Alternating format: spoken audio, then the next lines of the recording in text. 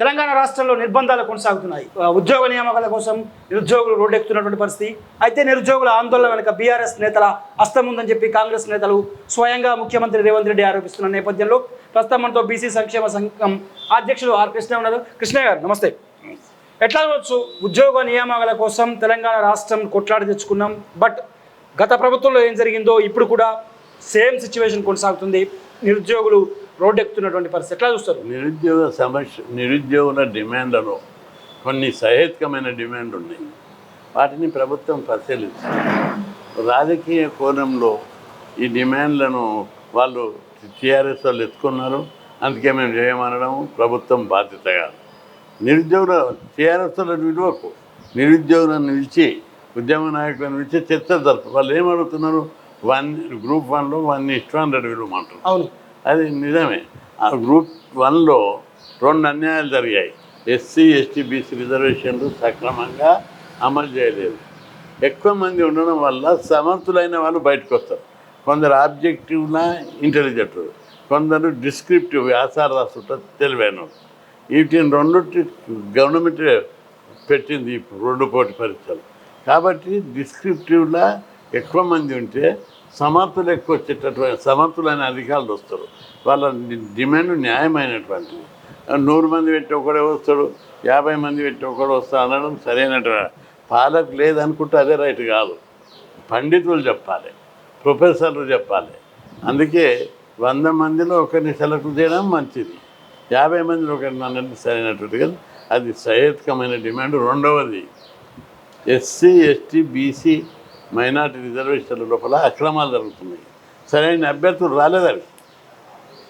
ఓసీలనేమో 1:200 వచ్చారు, బీసీలో 1:40 కూడా లేదు, 30 కూడా లేదు కొన్ని గ్రూపులకి, ఏ గ్రూపు బి గ్రూపులలో. కాబట్టి అన్యాయం జరుగుతుంది. దాని మీద మేము కాంప్లైంట్ ఇచ్చాం. దాని మీద సరిగ్గా చేయాలి. అధికారంలో ఉన్నటువంటి వాళ్ళు సహజంగా కొన్ని విషయాలను నిర్లక్ష్యం చేస్తారు. ప్రభుత్వంలో ఉంటారు, అధికారం ఉంటుంది, అందరు నమస్తులు పెడుతుంటారు, అందరు క్యూ కట్టుకుంటారు, దండాలు వంగంగి పెడుతుంటే ఇక తప్పనిసరిగా వాళ్ళకి గర్వం పెరుగుతుంది. ఆ గర్వంలో ప్రజల సమస్యలను నిర్లక్ష్యం చేస్తే అది పతనానికి దారితీస్తుంది. రేవంత్ రెడ్డి గర్వం పెరిగింది అనుకోవచ్చా? ప్రజలు అంటున్నారు, నేనైతే అనుకుంటలేను కానీ ప్రజలు అంటున్నారు. పట్టించుకుంటలేడంటే అర్థం ఏంటిదని అనుకున్నాను. పట్టించుకోకపోవడం అనేది గర్వమే కదా. ఎవరు డిమాండ్ ఇట్టలేదు, ఎవరిని పట్టించుకుంటారు. అలా తెలుగు టీఆర్ఎస్ వాళ్ళు ఉంటున్నారు కాబట్టి నేను దాన్ని వినను చేయను అంటున్నాను. అది సరైనటువంటిది కాదు. డిమాండ్లో న్యాయం ఉందా లేదా? టీచర్ పోస్టులు 25,000 పెంచాలని అంటున్నారు. అవును, తప్పనిసరి పిఆర్సీ రిపోర్ట్లో 25,000 పెంచాలని ఉన్నారు, వేకెన్సీలు ఉన్నాయని.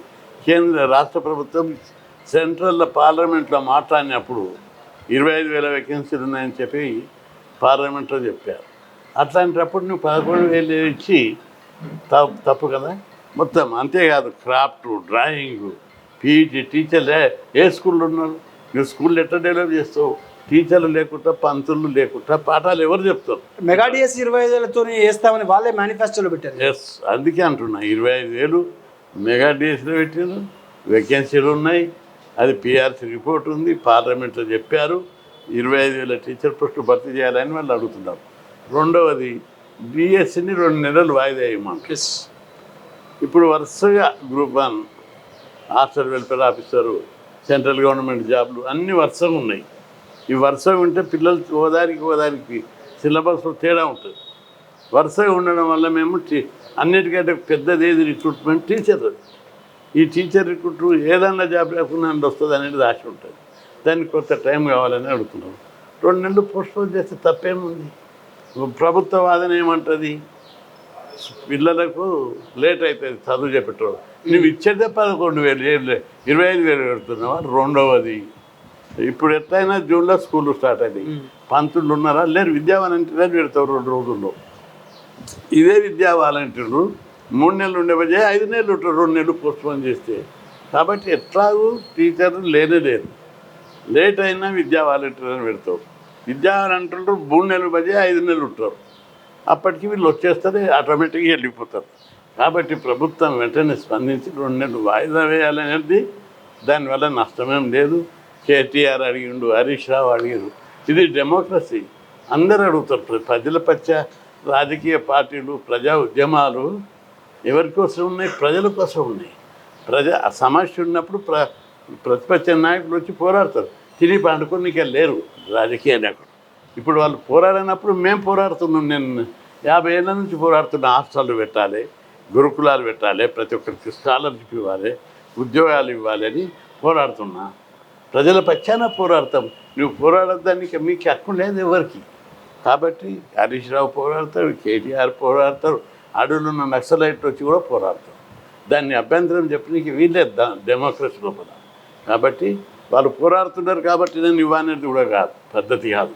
వాళ్ళు పోరాడుతున్నారు ఇవ్వను అనే కంటే ఆ డిమాండ్ న్యాయం ఉందా లేదా, పిల్లల తరపున 2 వర్గాలను పిలిపించి చర్చ చేయాలి. అది నాయకుడి లక్షణం. నిరుద్యోగుల ఆందోళన వెనుక బీఆర్ఎస్ నేతల హస్తం ఉంది. పెయిడ్ ఆర్టిస్టులు, అడ్డ మీది కూలీలు, కిరాయి మనుషులను తీసుకొచ్చి ఆందోళన చేయిస్తున్నారు అనేది స్వయంగా ముఖ్యమంత్రి రీసెంట్గా మహబూబ్ నగర్ సభలో మాట్లాడిన మాటలు ఎట్లా చూస్తారు? అది తప్పించుకునే విధానం. అడ్డ మీది కూలీలు వచ్చి టీచర్ పోస్ట్ అడుగుతారా? ఇదేం ముచ్చట్లు అన్నీ అడ్డమైన ముచ్చట్లు మాట్లాడి ఉద్యమం అనేది వాళ్ళకి సంబంధించిన ఎక్కడైనా ఉంటే ఉండొచ్చు రాజకీయ పార్టీలు, కానీ నిరుద్యోగులు నా దగ్గరికి రోజు వస్తారు కదా, న్యాయంగానే మాట్లాడుతున్నారు. వాళ్ళంతా నువ్వు రిజర్వేషన్ అన్యాయం జరిగిందనే దానికి అడ్డగోడీలు వస్తారా? దాని మీద నిజమా కాదో చర్చ చేయి. అన్యాయం జరుగుతుందని మేము దబాయిస్తున్నాం, ఇప్పుడు దానికి చర్చ చేయడానికి సిద్ధపడాలి. లేకుంటే తప్పించుకున్నీకే అడ్డకూలీలు వచ్చిర్రు, జోగిన్లు వచ్చిర్రు, అట్లా వాళ్ళని అవమానం చేస్తారు ఉద్యమాన్ని. అది సరైన పద్ధతి. విదేశాల నుంచి కూడా వచ్చిర్రు అట్లా కొన్ని రోజులు అయితే. ఇదేం పద్ధతి? అది దాటివేత వైఖరి, పక్కదారి పట్టించే వైఖరి వాళ్ళకి అందరికీ వస్తాయి. అట్లాంటి ఉద్యమం పవిత్రం. డిమాండ్ నెరవేర్చడమే మీదనే ప్రభుత్వ దృష్టి ఉండాలి. నేను ఇప్పటి వరకు 12 నుంచి 14 వేల ఉద్యమాలు చేసిన.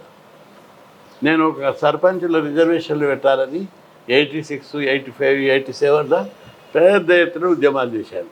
అప్పుడు టీచర్లు పిల్లలు ఉంటారు కదా, కాలేజీ పిల్లలు, వాళ్ళని తెచ్చి ఉద్యమాలు చేసిన. కొన్ని పత్రికలు ఆంధ్రభూమి అప్పుడు ప్రముఖంగా రాసింది, వీళ్ళు సర్పంచులకు విద్యార్థులకు సంబంధం ఏంటిది అంటే. నేను అప్పుడు కౌంటర్ ఇచ్చాను, ఈరోజు విద్యార్థులు రేపు సర్పంచులు అవుతారు, అందుకే వాళ్ళు విద్యార్థులకు సంబంధం లేదని నువ్వే రాయడానికి అని ధర్నా పెట్టామాట. దెబ్బకి విరమించుకున్నారు, సారీ చెప్పాడు. కాబట్టి పబ్లిక్ ప్రజా ఉద్యమాలకు ఎవరైనా రావచ్చు, వాళ్ళ పిల్లల కోసం చేస్తారు. అడ్డాకుళ్ళే వచ్చేదానికి ఉందాం. అడ్డాకుళ్ళీలు ఎవరి కోసం వచ్చి? వాళ్ళ పిల్లలకు జాబ్ల కోసం వచ్చి. దాన్ని తప్పుదారి పట్టిస్తావా? తప్పుడు నిర్వచనం ఇస్తావా? పక్కదారి పట్టిస్తావా? అడ్డాకుళ్ళీలకు పిల్లలు లేరా? వాళ్ళకి జాబ్లు వద్దా? కాబట్టి ప్రభుత్వం సమస్యను పక్కదారి పట్టేయడం కంటే పరిష్కారం చేయడం ముఖ్యం. ప్రధానంగా కోచింగ్ సెంటర్ల లాభం కోసమే ఈ నోటిఫికేషన్లు వాయిదా వేయమంటున్నారు అని చెప్పి ముఖ్యమంత్రి స్థాయిలోనే అంటున్నాడు మాటలు. ఆయన ముఖ్యమంత్రి స్థాయిలో ఆ మాట అనొద్దు. కోచింగ్ సెంటర్లలో ఎవరు ఉంటారు? నిరుద్యోగులు ఉంటారు. నిరుద్యోగులు ఏం కొడతారు? మాకు ఇంకా సరైన జ్ఞానం అదే దాని లెవెల్కు పోటీ పరీక్షలు రాసే స్థాయికి రాలేదు, మేము కోచింగ్ తీసుకుందికి ఇంకా 2 నెలలు కావాలంటారు.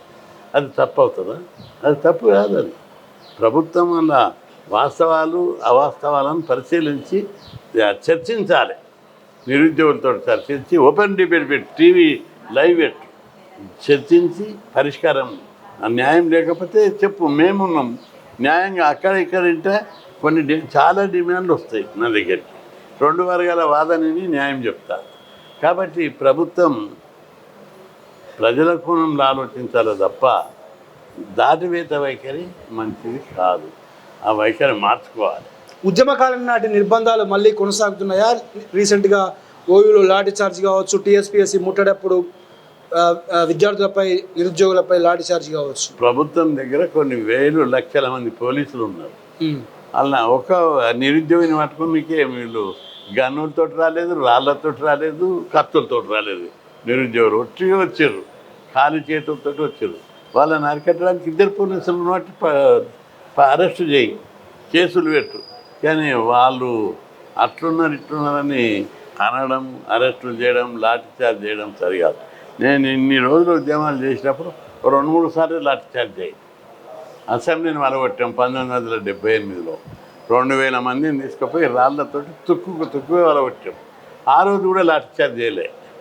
1978 సెప్టెంబర్ 4 ఉద్యోగాలు భర్తీ చేయాలని సచివాలయం మీద దాడి చేసినాం. ఆ రోజు కూడా లాఠీచార్జ్ చేయలే. పోలీసులు ఎక్కువ మంది వచ్చారు, పట్టుకున్నారు, పంపించారు జైల్లో. 90 మంది జైలు చేశారు. కాబట్టి ఇది పద్ధతి కాదు. ఏమన్నా నష్టం జరిగిందా? మీరు ఏం చేస్తున్నారు? వీళ్ళు కత్తులతో రాలేదు, తుపాకులతో రాలేదు, రాళ్ళు పోసుకొని రాలేదు. రాళ్ళు పోసుకొని పోయిన రోజు కూడా అరెస్ట్ చేయలేదు, లాఠీచార్జ్ చేయలేదు. కట్టెలు పట్టుకొని పోయిన రోజు కూడా లాఠీచార్జ్ చేయలేదు. కాబట్టి ఉద్యమం ఇంకా పిల్లలందరూ ఇప్పుడు పీస్ఫుల్గా చేస్తున్నారు. కాబట్టి అందుకు హర్షించాలి. ప్రభుత్వమే పిల్లలను నిర్దాక్షిణ్యంగా దుఃఖపెట్టడానికి ప్రయత్నం చేస్తుంది. ఈ వైఖరి మార్చుకోవాలి. డిమాండ్లు న్యాయమా కావా? ఈ ప్రభుత్వం మొద్దు నిద్రలు ఉన్నది. హాస్టల్ విద్యార్థులకు 6 సంవత్సరాల కింద స్కాలర్షిప్లు ఛార్జీలు పెంచారు. ఆ డిమాండ్కి ఇంతవరకు జీవలేదు. కూరగాయల ధరలు పెరిగినాయి, నిత్యావసర వస్తువుల ధరలు పెరిగినాయి. పిల్లలకు పప్పుచారు నిండి పెడుతున్నారు, యూనివర్సిటీ పిల్లలకు, కాలేజీ పిల్లలకు. ఇది ప్రభుత్వం ఆలోచన. ఒక్క మంత్రి కానీ, ఒక్క నాయకుడు కానీ, ఒక్క అధికారి కానీ ఈ ఎస్సీ ఎస్టీ బీసీ హాస్టల్లో విజిట్ చేస్తున్నారా? గురుకుల పాఠశాలలు, కాలేజ్ హాస్టళ్ళు ఉన్నాయి. బీసీ కాలేజ్ హాస్టళ్ళు 300 ఉన్నాయి రాష్ట్రంలో. ఒక్కదానికి సొంత బిల్డింగ్ లేదు. ఫ్లైఓవర్లు కడుతున్నారు, స్కై ఓవర్లు కడుతున్నారు. వీళ్ళు కాలు పోవడానికి అన్ని ప్రభుత్వ ఆఫీసులకు స్థలాలు ఉన్నాయి, బిల్డింగ్లు కట్టారు మంచిగా. సెక్రటరియట్ కూడా సెక్రటరియట్ కట్టారు. కాలేజ్ పిల్లలు, యూనివర్సిటీ పిల్లలు, ఇంజనీరింగ్, మెడిసిన్ చదివే పిల్లలకు ఒక్క బిల్డింగ్ కట్టడానికి వీళ్ళకి మనసు రాదా? ఈ అగ్రకుల ప్రభుత్వాలు బీసీ ఎస్సీ ఎస్టీలను చదవకుండా, అభివృద్ధి చెందకుండా తొక్కి పెడుతున్నారు. ఉదాహరణకు నేను చెప్తా. మొన్న నేను మాదాపూర్ సైడ్ వెళ్ళా. పోతే ఒక వాకింగ్ ట్రాక్ ఉంది, అందరు నడుస్తున్నారు. వర్షం పడుతుంటే కూడా నడుస్తున్నారు. దానిలో ఎంత దూరం ఉందని రోడ్డు పడి తీసుకుపోయాడు. దాదాపు 15 కిలోమీటర్ల వాకింగ్ ట్రాక్. అందులో దిగి నడుస్తుంటే చూసిన నేను కూడా దిగి బ్రహ్మాండంగా కోట్ల రూపాయలు పెట్టి కట్టారు. ఫ్లైఓవర్ల మీద ఫ్లైఓవర్లు కట్టారు కాలువనికి. కానీ చదువుకునే బీసీ ఎస్సీ ఎస్టీ పిల్లలకు చదువుకునేకి మంచి సౌకర్యాలు కల్పించదా ఈ ప్రభుత్వం? బిల్డింగ్లు కట్టారా? ఒక్కొక్క రూమ్లో 50 మంది ఉన్నారు. బందెల దొబ్బినట్టు దొబ్బిర్రు. అందులోనే మన ఇంజనీర్లు, దీని భవిష్యత్ పౌరులు తయారయ్యేది, సంఘ సంస్కర్తలు, దేశోద్ధారకులు అని చెప్పి నేను ఈరోజు సవాల్ చేస్తున్నాను. అందుకే ఈ ప్రభుత్వం లోపల ఎస్సీ ఎస్టీ బీసీలను అణచివేసే ధోరణి ఉన్నది వీళ్ళ లోపల. ఈ వైఖరి మార్చుకోవాలి. మార్చుకోకపోతే ఈ వర్గాల్లో తిరుగుబాటు వస్తుంది. ఓట్లేసేది మేము, పన్నులు కట్టేది మేము, ప్రతిదీ దేశ సంపద సృష్టించేది మేము, మాకు ఇందులో వాటా ఏదని మేము అడుగుతున్నాం. ఎన్నికల ముందు 2 లక్షల ఉద్యోగాలు ఇస్తామని మేనిఫెస్టోలో పెట్టారు. జాబ్ క్యాలెండర్ రిలీజ్ చేస్తామన్నారు. ఇప్పటికే 8 నెలల కాలం గడిచిపోయింది. కేవలం 4 నెలలు మాత్రమే ఉన్నది. ప్రభుత్వము జాబుల మీద లేదు, నిరుద్యోగుల మీద లేదు, రాజకీయ నిరుద్యోగులకు పదవులు ఇచ్చడం మీద దృష్టి పెట్టి రైట్ అక్కడికే వస్తాయి. రాజకీయ నిరుద్యోగులకు పదవి ఇవ్వడం, మంత్రి పదవులలో క్యాబినెట్ పప్పకాలు చేయడం, ఆ తర్వాత వీళ్ళంతా దోపిడీ చేయడమే ఎంచుకున్నారు మార్గం. ఈ వైఖరి మార్చుకోవాలి. ప్రజల్లో తిరుగుబాటు వస్తుంది. ప్రజల్లో అవినీతికి వ్యతిరేకంగా, అక్రమాలకు వ్యతిరేకంగా ప్రజల్లో తిరుగుబాటు వచ్చిన రోజు తప్పనిసరి పాలక వర్గాలంతా పరారైతే. రేవంత్ రెడ్డి 8 నెలల పరిపాలనను ఎట్లా చూస్తారు? అంటే ఆయన ఇప్పుడిప్పుడే వచ్చిండు, 6 నెలలు అయింది. ఇంకా కొంత టైం అయితే తప్ప తెలియదు. కొంత టైం ఇవ్వాలి. అంటే ఒకే సామాజిక వర్గానికి చెందిన వ్యక్తులకు మాత్రమే ప్రభుత్వంలో ప్రియారిటీ ఇస్తున్నారు. అది కాంగ్రెస్ నేతలు కూడా అంటున్నమాట. అవును, ఒక్క కులానికే ఎక్కువ పదవులు ఇస్తుడు, ఆయన కులానికే ఎక్కువ పదవులు ఇస్తుందని ఆయన పబ్లిక్ అంటున్నారు, పార్టీలు కూడా అంటున్నారు. ఇది పద్ధతి కాదు, మార్చుకోవాలి. సహజంగా ఒత్తిళ్ళు ఉంటాయి. ఆధిపత్య కులాలకు, చైతన్యవంతమైన కులాలు తమకు ఎక్కువ కావాలి. డబ్బు ఉంది, ఆస్తి ఉంది.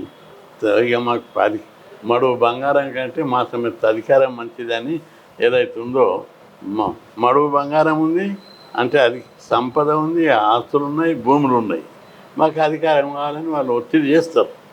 అట్లా కాదు కదా డెమోక్రసీ లోపల. అన్ని కులాలకు, అన్ని సామాజిక వర్గాలకు.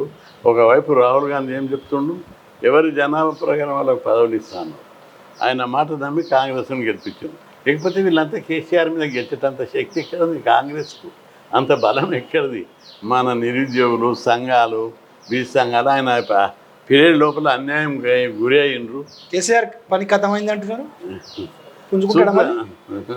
అది కాలమే నిర్ణయిస్తుంది. అది ఇప్పుడు భవిష్యత్తులో రెడ్లు పరిపాలించారు. 18 మంది రెడ్లు సీఎంలు అయ్యారు.